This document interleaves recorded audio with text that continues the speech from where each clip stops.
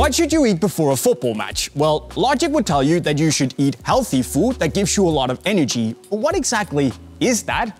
And how much should you eat? Well, today I'm here with FC Nordsjælland nutritionist Bruno, who's going to guide us towards what you should actually eat before a match. So let's start with a metaphor, like comparing you as a football player as a hybrid car.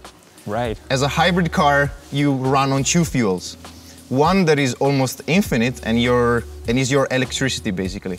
So you can keep on running at slow intensity on your urban areas, and that is your fat stores. So you run slow to medium intensity for a long time. Right. And then you have a small limited petrol tank, which is for your sprints, for your high intensity exercises on the pitch. So basically you need both fats and carbohydrates to perform well in a football match. Yes, but you're trying to maximize as much as possible your carbohydrate stores. Okay. Because it's a limited fuel source that is able to push you to the limits. So to keep on sprinting, keep on having high intensity during the pitch. And because it's limited, you're running out after roughly an hour and a half.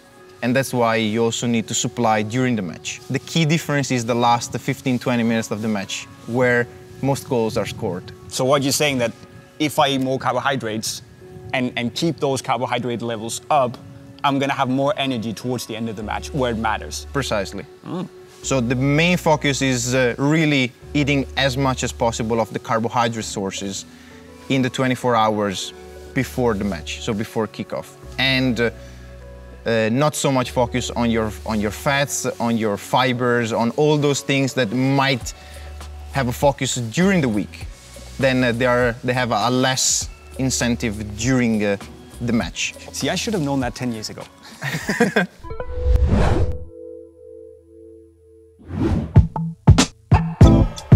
Can you take me through like breakfast and lunch and all that stuff? Sure.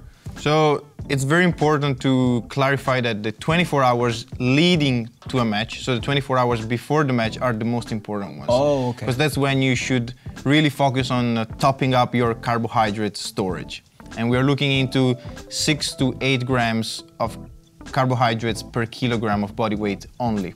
Okay. Which for a person like you, what's your current weight? 65 kilos. Yeah, so we are looking into 400 to 500 grams of carbohydrates only, spread throughout the meals before the match. So in the 24 hours before the match. Right. So here we have an example of how lunch and dinner could look like. So it's predominantly carbohydrates, but of good healthy sources still, despite being, white, because you need to have a low residue, which means that your bulky stool is getting smaller and smaller, because otherwise you're gonna carry it on the pitch. Okay. And we're looking into, this specific meal is a pre-match meal. That's a lot of pasta. For a specific pre-match meal is 2 to 3 grams per kilogram of body weight of your carbohydrates only. Okay. So this is 300 grams of pasta, which is 75 grams of carbohydrates only. Okay. So you're at neither half of what you should be eating. So we are topping up with some fruit, which is a healthy, nice source of the good sugars that you're going to digest, which is another 20 grams. More or less, so we are at 100 grams approximately, and then we are topping up with 50 grams from a juice, so 400, 500 milliliters of juice, which also helps with your hydration. As we said before, the focus is not as much on the protein, because we are not focusing on the recovery, but we are focusing on the fueling up and the storage before kickoff. Okay. So the vegetables, these are a low residue, so low fiber, so that they don't stay and keep on digesting in your stomach. And the same with protein, which makes you feel fuller. And if you eat more protein, it means you're going to eat less carbohydrates. Okay, so basically the chicken is just there for me to get some protein. Yeah, just a fair amount. Some people even take this out because there is still a little bit of protein in the pasta anyway. So some of the players just eat pasta and rice. Could be. Okay, so in other words, you need to eat a lot of pasta. Is this like the amount of food that you also need to eat then, let's call it breakfast, and on the day before? Yeah, so if in the 24 hours before, here we have already 2 to 3 grams per kilogram of body weight.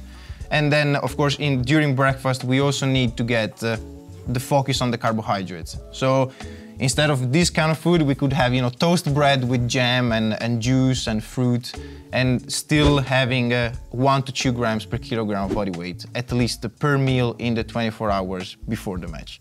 So. Okay, interesting. When do you need to stop eating? Because you gotta digest even the carbohydrates. Yes. You gotta digest them so you don't have a stomach full of food on the pitch, Yeah, right? for sure. So, taking into account kickoff time, we need to stop eating at least 3.5 hours before. Okay. So your pre-match meal is in the 4 hours to 3 hours before kickoff, so that you have enough time to digest, absorb, and start storing.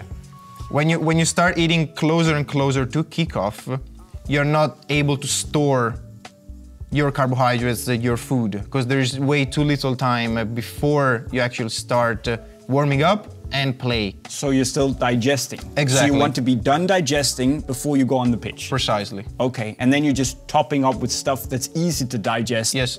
After those 3 hours before the match. So during the match.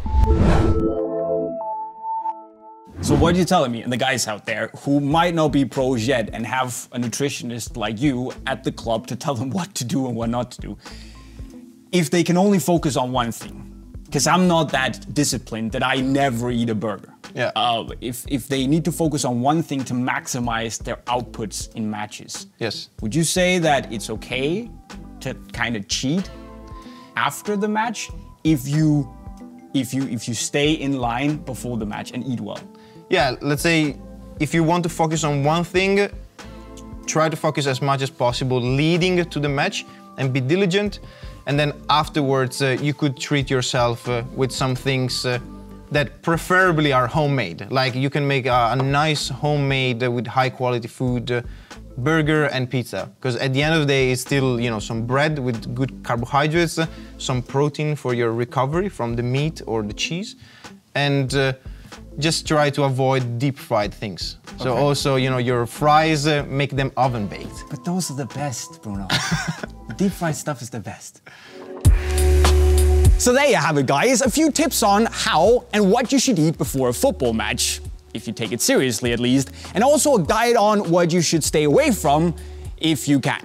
But guys, what do you eat before a match? Let us know in the comment section right down below, and also tell us what you'd like to get a peek behind the curtains at FC Nordsjælland about next. Also, of course, don't forget to subscribe to the channel with the notifications on, and then maybe go and learn how to improve even further as a footballer in the playlist right down there. With those words, I'll be signing off. Cheerio.